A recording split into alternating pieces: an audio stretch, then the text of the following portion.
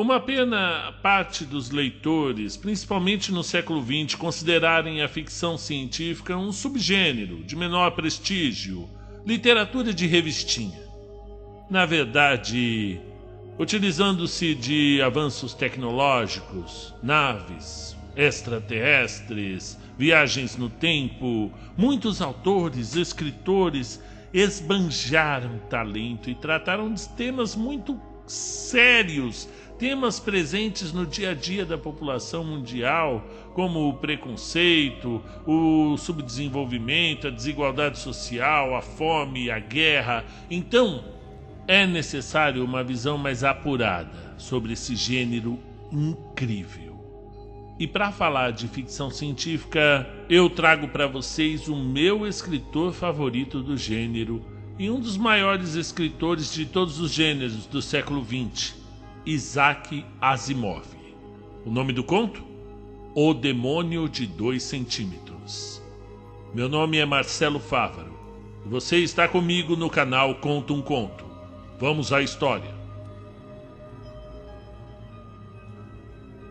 Eu conheci o George em uma convenção literária. Faz muito tempo. O que me chamou mais a atenção foi a expressão de honestidade e inocência que havia naquele rosto redondo de meia-idade. Era o tipo de pessoa que, pensei, que a gente deixa tomando conta da carteira quando vai dar um mergulho. Ele me reconheceu pelas fotografias que saem na capa dos meus livros. Cumprimentou-me jovialmente, dizendo que adorava meus contos e romances, o que, naturalmente, me convenceu de que se tratava de uma pessoa inteligente de bom gosto.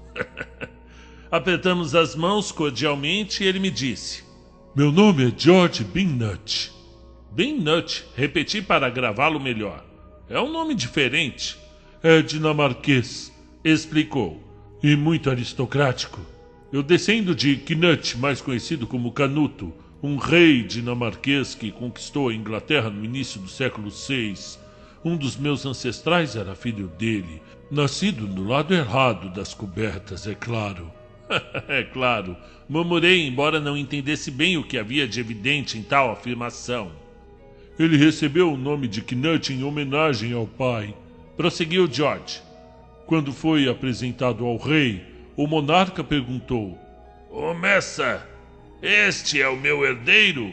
"Não, majestade", disse o cortesão que segurava no colo o pequeno Knut. "Ele é um filho ilegítimo. A mãe é aquela lavadeira que vossa majestade..." "Ah, ainda bem!" exclamou o rei. E daquele dia em diante, meu ancestral passou a ser conhecido como Ben Knut, apenas por este nome. Herdei-o por uma sucessão direta, mas com o tempo o sobrenome mudou para Binnut. Nesse momento, seus olhos azuis olharam para mim com uma espécie de ingenuidade hipnótica que me impediu de duvidar de suas palavras. "Você quer almoçar comigo?" disse para ele, fazendo um gesto na direção de um restaurante muito enfeitado, que obviamente cobrava preços extorsivos. "Não acha que ele parece muito vulgar?" observou George. "Talvez a lanchonete do outro lado da rua seja... como meu convidado", acrescentei.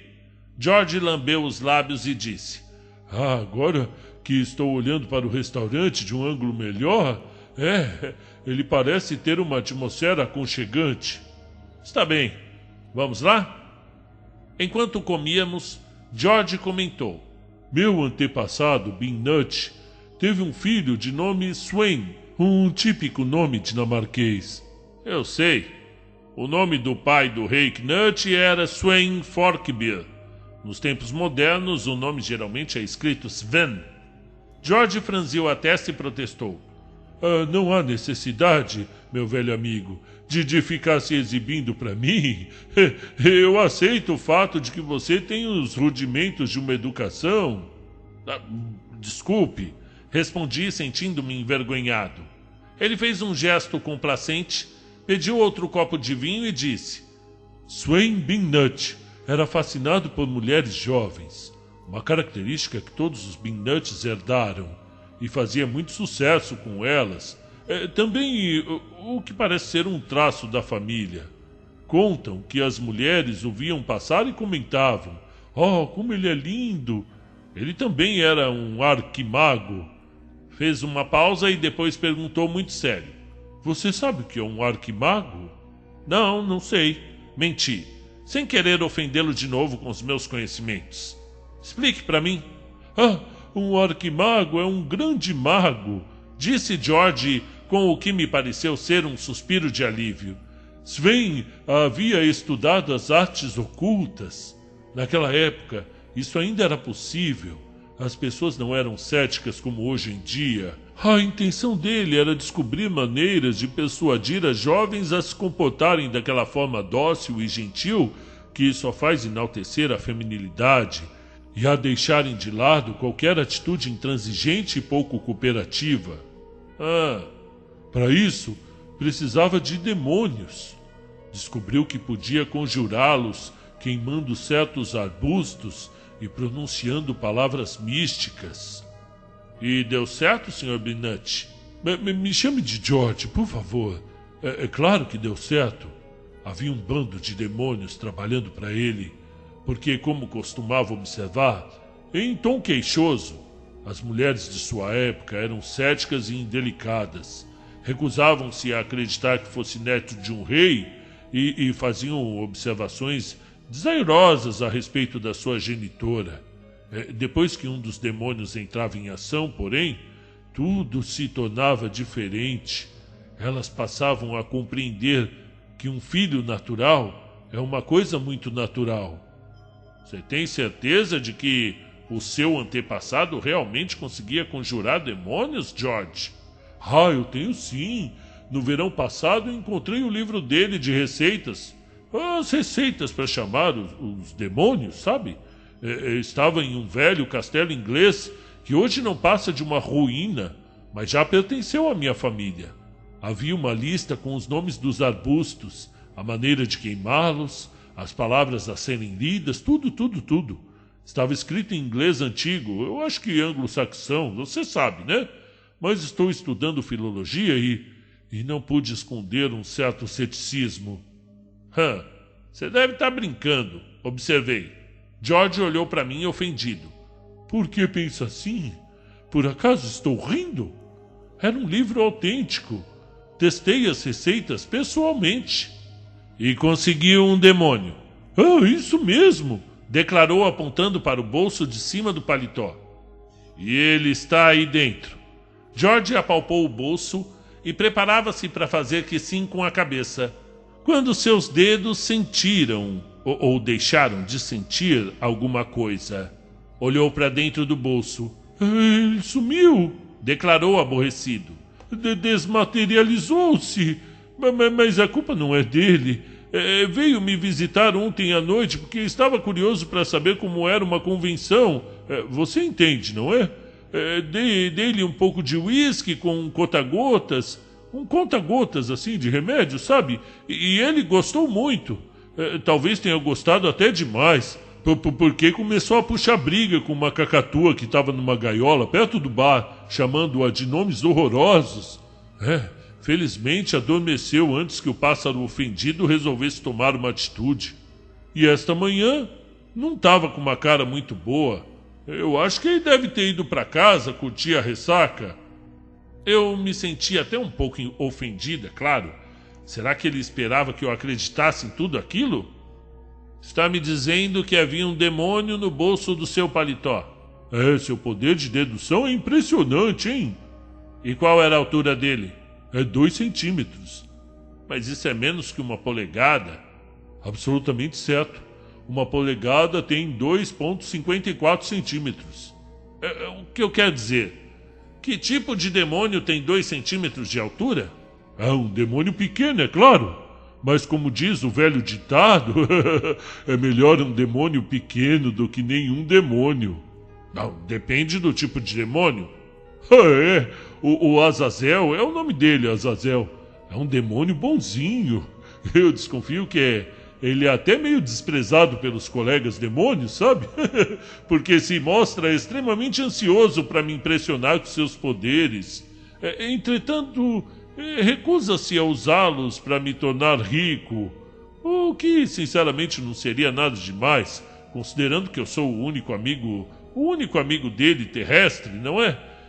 Não, ele insiste em que seus poderes devem ser usados apenas para fazer o bem a outras pessoas. Ora, vamos, George.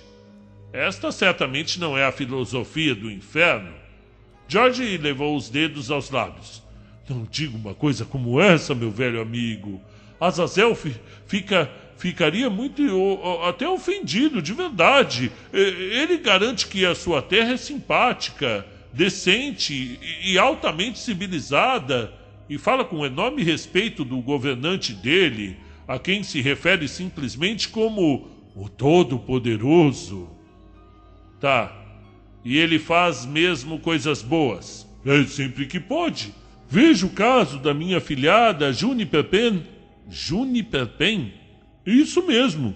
Eu posso ver pela expressão de curiosidade no seu rosto que você está doido para conhecer a história e eu terei muito prazer em contá-la.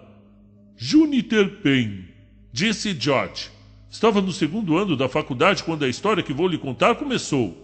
Era uma mocinha doce e inocente, fascinada pelos jogadores do time de basquete, todos rapazes altos e simpáticos. Entre eles, o que mais lhe atraía a atenção era o líder Thompson, alto, esguio, com mãos grandes, capaz de segurar com facilidade uma bola de basquete ou qualquer coisa com a forma e o tamanho de uma bola de basquete, o que, por alguma razão, me fez pensar em Juniper. Ele era, sem dúvida, o objeto dos gritos dela quando se sentava na arquibancada para assistir os jogos. Juniper conversava comigo a respeito dos seus sonhos, porque, como todas as jovens, mesmo as que não são minhas afilhadas, sentia que eu era uma pessoa merecedora de toda a confiança. Minha postura digna, mais solícita, convidava a confidências. "Ô, tio George", costumava dizer, "certamente não é errado sonhar com um futuro para nós dois, não é? Eu posso ver Liam como o maior jogador de basquete do mundo, como o mais cobiçado de todos os profissionais, como o dono do maior contrato da história do esporte. Eu não sou muito ambiciosa. Tudo o que eu quero da vida é uma pequena mansão coberta de era, um pequeno jardim na frente, estendendo-se até onde a vista puder alcançar, uma modesta criadagem dividida em pelotões, todas as minhas roupas arrumadas em ordem alfabética para cada dia da semana e para cada mês do ano. E eu fui forçado a interrompê-la. Meu anjo, existe uma pequena falha no teu plano, disse para ela. Linder não é um dos melhores jogadores do time. Acho pouco provável que seja contratado por um salário nababesco. Isso não é justo, protestou minha afilhada fazendo beicinho. Por que ele não é um dos melhores jogadores? Porque é assim que o universo funciona, ué. Porque não se apaixona pelo melhor jogador do time? Ou melhor ainda, por um jovem corretor de ações de Wall Street que tem acesso a informações confidenciais? Eu já pensei nisso, tio George, mas eu gosto mesmo é do Linder. Existem ocasiões em que eu penso nele e digo para mim mesma, será que o dinheiro é tão importante assim? Que isso, meu anjo, exclamei chocado. As meninas de hoje, elas dizem cada bobagem. Mas por que eu não posso ser rica também? É pedir muito? Pensando bem, seria mesmo. Afinal, eu era amigo de um demônio. Um demônio pequeno, é verdade, mas com um grande coração.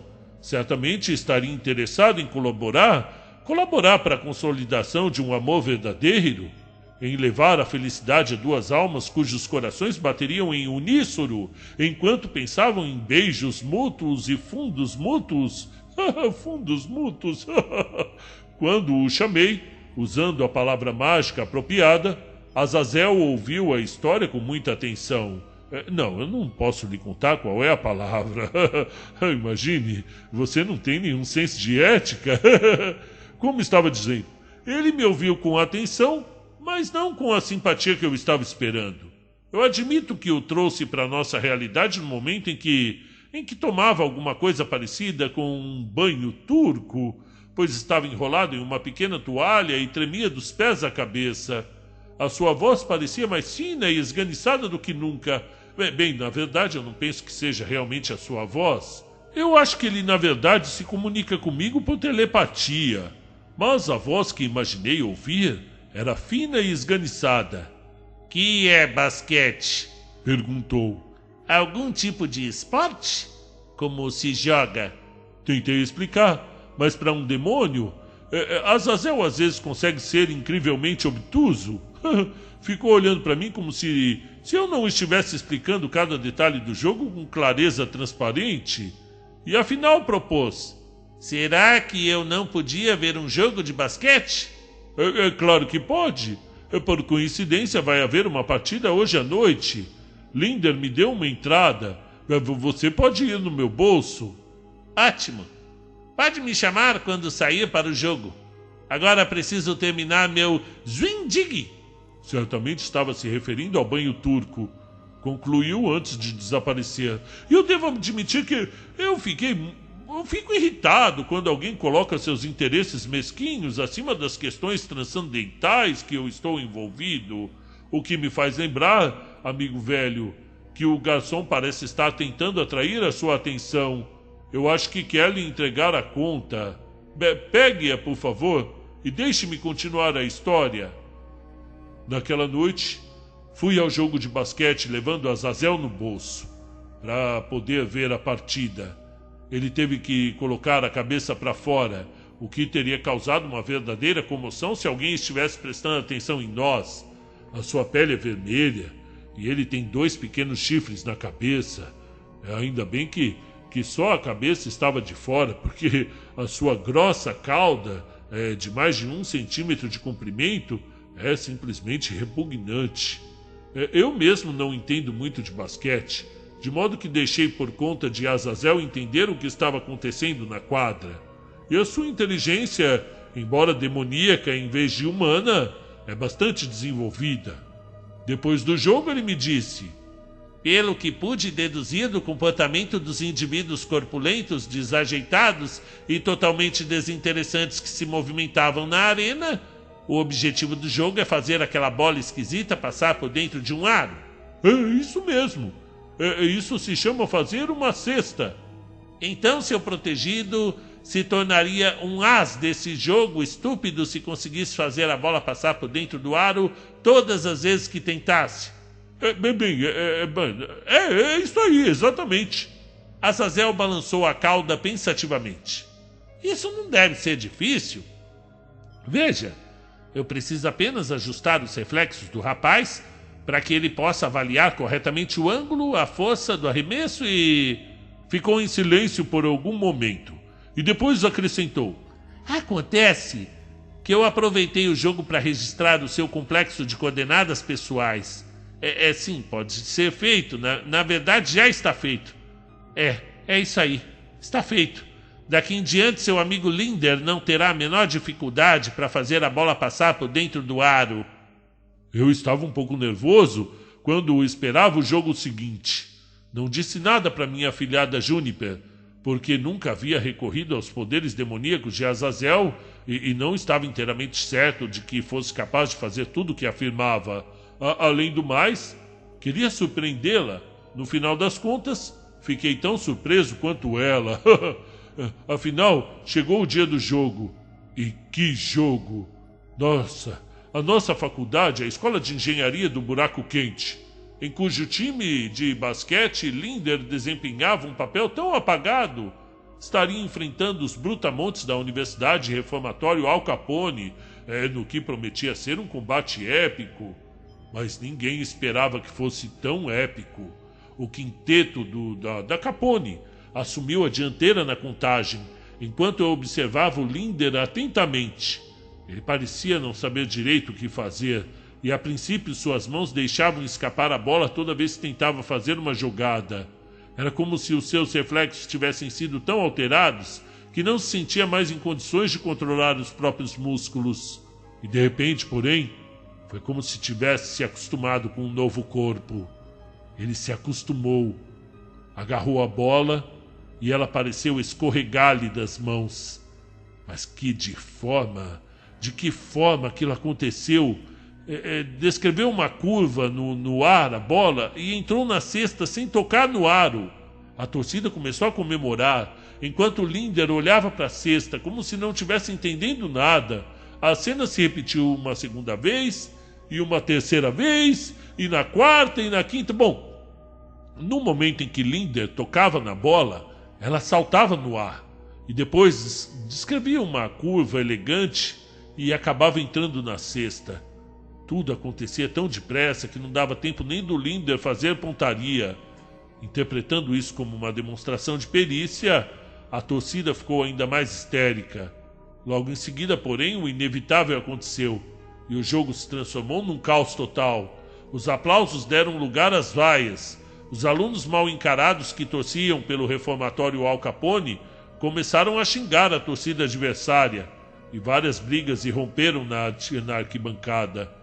O que eu tinha me esquecido de explicar a Azazel, achando que era evidente, e que Azazel não percebera, era que as duas cestas de uma quadra de basquete não eram idênticas, que uma delas era do time local e a outra dos visitantes, e que cada time tinha que acertar a bola de uma cesta diferente. A bola de basquete, com uma lamentável ignorância de um objeto inanimado, se dirigia para a cesta que estivesse mais próxima do local onde Linder segurara. Bom, o resultado era que muitas vezes Linder fazia cestas contra o próprio time. Ele continuou a insistir nessa prática suicida, a despeito das advertências que o técnico do buraco quente, o Fritz Smith, mais conhecido como alemão, proferia através da espuma que lhe cobria os lábios. O homem estava bravo. Smith cerrou os dentes em sinal de tristeza por ter de tirar Linder da partida e começou a chorar quando tiraram seus dedos da garganta de Linder para que o jogador pudesse ser removido da quadra. Meu amigo Linder nunca mais foi o mesmo. Eu havia imaginado naturalmente que ele procuraria refúgio na bebida, tornando-se um bêbado filosófico e respeitável. Bom, isso seria compreensível. Entretanto, ele se desagradou ainda mais. Dedicou-se aos estudos. Um maluco. Diante dos olhos desdenhosos e às vezes até pesarosos dos colegas da faculdade, passou a frequentar as salas de aula, enfiou a cara nos livros e mergulhou nas profundezas sombrias da erudição. E mesmo assim, Juniper não o deixou. Ele precisa de mim, disse-me ela com os olhos úmidos. Em um gesto supremo de sacrifício, casou-se com Linder logo que se formaram. Continuou com ele, mesmo quando desceu até o fundo do poço, adquirindo um ignominioso doutorado em física. Bem, hoje em dia ele e Juniper vivem em um pequeno apartamento de subúrbio. Ele ensina física e faz pesquisas na área de cosmogonia. Ganha menos de $60.000 por ano, e aqueles que o conheceram quando era um sujeito respeitável cochicham às suas costas em um tom escandalizado que está cotado para receber o prêmio Nobel. Juniper nunca se queixa, mas permanece fiel ao seu ídolo caído. Jamais demonstrou sua decepção, nem por pensamentos, nem por atos. Mas não pode enganar seu velho padrinho. Eu sei muito bem que, de vez em quando, pensa com tristeza na mansão coberta de era que jamais poderá ter, e no jardim a perder de vista, que permanecerá para sempre fora do seu alcance. E essa é a história, disse George, enquanto recolhia o troco que o garçom havia trazido e copiava o valor da conta, para descontar do seu imposto de renda, suponho. Se eu fosse você, acrescentou, deixaria uma gorjeta generosa. Obedeci automaticamente, enquanto George sorria e se afastava. Não me incomodei por ele haver ficado com o troco. Ocorreu-me que George lucrara apenas uma refeição, enquanto eu... eu tinha uma história que podia contar como se fosse minha, e me poderia render várias vezes o preço de uma refeição. Na verdade, decidi continuar a jantar com ele de vez em quando. Fim do conto. De Isaac Asimov, publicado originalmente no livro Azazel. E agora vamos para o meu comentário do narrador. Primeiro, como estão vocês? Comente. Quando você comenta, a gente trava aí uma conversa. Essa conversa pode se estender para o Insta, né? Tem aí o Conta um Conto _ Favaro. Chama lá no Insta, lá, me manda um áudio. Eu fico muito feliz de conversar com vocês, viu? Eu conto as histórias para que vocês venham comentar comigo, dizer o que acharam, ok? Eu acho que uma possível busca de significado desse conto seria: tome cuidado com o que você deseja. E saiba explicar o que você deseja também, né? Às vezes você quer algo, mas não consegue explicar direito, e aí fica difícil, não só para o gênio da lâmpada, para o demônio de 2 centímetros, mas na vida mesmo. É o que eu estava falando na sala de aula para uns alunos esses dias. Vocês precisam aprender a se comunicar direito. O jovem hoje está com vários problemas de comunicação, e muitas vezes a gente vê aí youtubers, influencers que tem um problema grave de dicção, não treina a dicção, aí você não entende nada do que aquele influencer está falando, não treina a língua portuguesa, então ele não consegue nem fazer um pedido direito na pizzaria, ele não consegue nem explicar. Não adianta você ganhar dinheiro apenas se você não tiver os recursos básicos de comunicação. Você vai fazer uma reforma na sua casa, você não vai conseguir explicar direito para o arquiteto, para o pedreiro, para quem for, o que você quer, como você quer. Você precisa saber se comunicar. E você vai logo perceber uma melhora significativa na sua comunicação quando você ler realmente. A leitura tem que fazer parte do seu dia a dia. As palavras que estão nos livros, elas vão ser usadas naturalmente na sua vida. Quando você vê, você está usando palavras que você nunca usou na vida, mas que você leu num livro e já sabe o significado. Esse verbete, ele começa a aparecer várias vezes, e quando você vê, você está se comunicando melhor. Isso vai te ajudar no seu relacionamento, quando você consegue explicar para o seu parceiro com mais autonomia o que nele te agrada ou desagrada, para vocês poderem ter uma conversa mais civilizada sobre relacionamento, sobre uma conversa com seu filho, com seu pai. Ajuda. E é por isso que literatura, filosofia, todo tipo de leitura auxilia em questões como a convivência na sociedade. Cada vez que a sociedade ler mais, principalmente literatura que te coloca no lugar do outro, menos teremos brigas no trânsito, porque você vai ter uma capacidade de empatia maior, porque todos aqueles livros que você leu te colocaram na pele de diversos tipos de pessoas diferentes, a ponto de você entender mais o ser humano. E quando você entende o ser humano, você se coloca no lugar dele, mesmo daquele ser humano desprezível que te fechou no trânsito. Então fica aí a lição: se você tiver um demônio de 2 centímetros dentro do seu paletó, explique direito o que você quer. Até a próxima.